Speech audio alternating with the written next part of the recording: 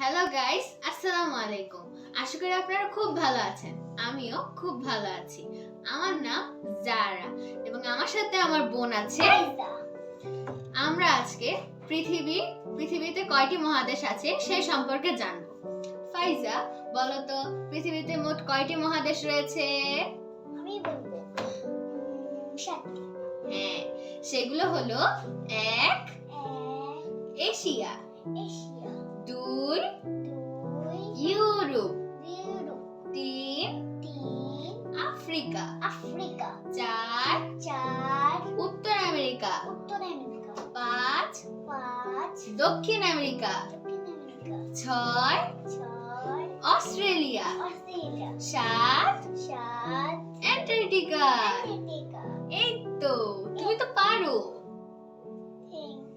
আমরা এখন জানবো এশিয়া মহাদেশকে মোট কয়টি ভাগে বিভক্ত করা হয়েছে।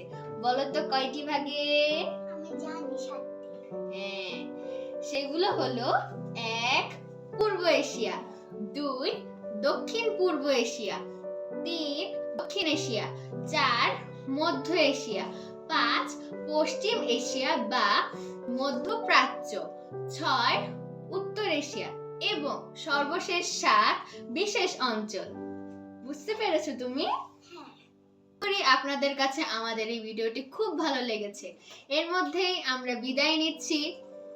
আমরা পরের দিন আবার কোনো নতুন কিছু নিয়ে আসব। আসসালামু আলাইকুম। আশা করি